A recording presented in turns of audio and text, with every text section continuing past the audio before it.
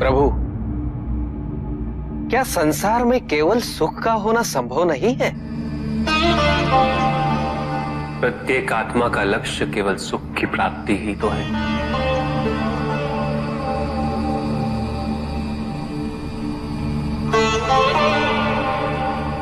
परमानंद की प्राप्ति। किंतु हम सुख नहीं, सुख को प्रदान करने वाली वस्तुओं को एकत्रित करना ही जीवन का उद्देश्य मान लेते हैं। ये समस्त संसार माया है, सब कुछ नश्वर है।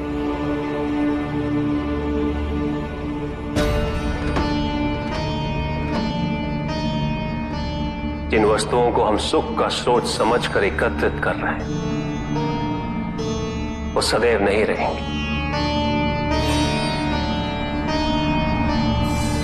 जो व्यक्ति सत्य को जानते हुए भी लोभ का परित्याग नहीं करते, वो सदैव इन्हें खोने के भय में जीते।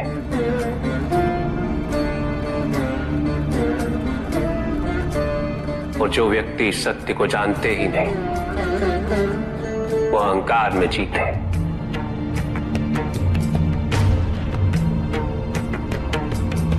और जहां अहंकार और भय उपस्थित हो,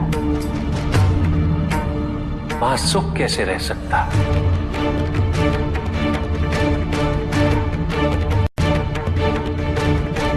किसी को यह दुख है कि उसके पास कुछ भी नहीं,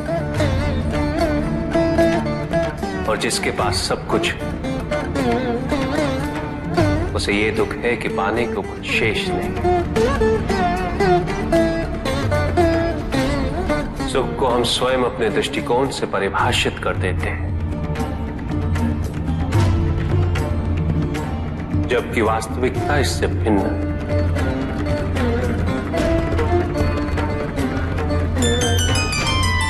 इसलिए आवश्यकता है अनासक्त रहने की।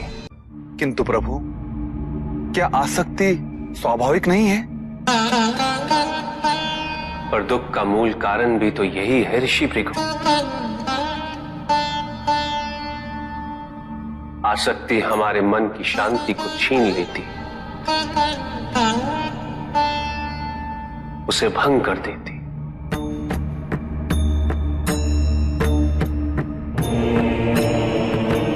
हमारी बुद्धि को स्थिर नहीं रहने देती,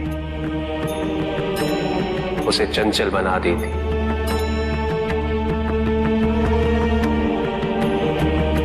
आसक्ति से प्रमाद की उत्पत्ति होती, प्रमाद मद होता है, और मद अहंकार का स्रोत है।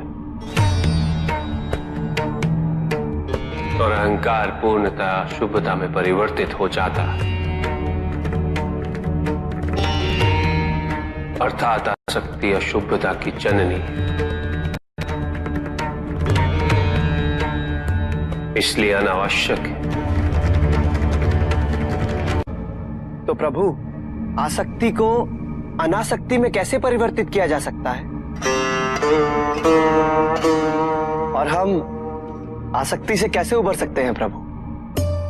आसक्ति से मुक्त होना ही अनासक्ति है।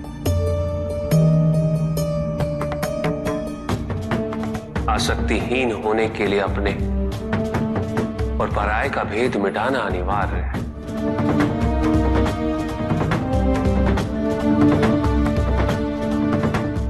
और यह तभी संभव होगा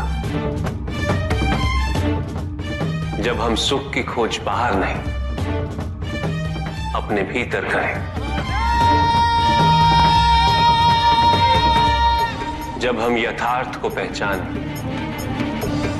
उसे स्वीकार करें।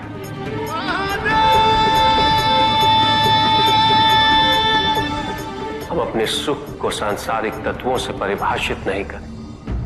जब तक हम ऐसा करते रहेंगे, हम बंधते जाएंगे। जब हम स्वयं अपने भीतर झांकना आरंभ करेंगे, हमारी मुक्ति का मार्ग स्वतः प्रशस्त होता जाएगा। महादेव, आपने हमें दुख का कारण तो बता दिया, किंतु हम भाई के बारे में भी जानना चाहते हैं।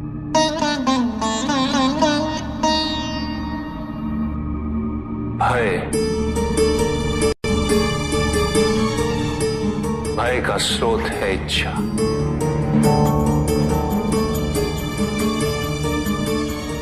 पाने की इच्छा होगी तो उसे खोने का भय भी होगा।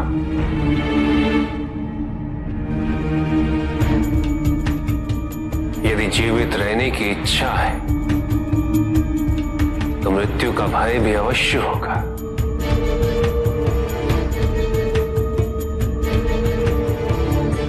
किंतु केवल मनुष्य ही नहीं, देवता, गंधर्व सभी इस भय से ग्रसित हैं।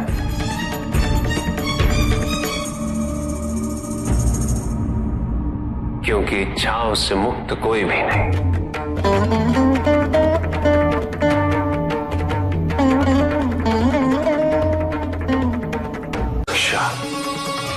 ईर्ष्या, द्वेष, परनिंदा और षड्यंत्र जैसे पाप भय से ही उत्पन्न होते हैं। और प्रत्येक पाप का प्रायश्चित केवल दुख और कष्ट उठाने से ही संभव होता है।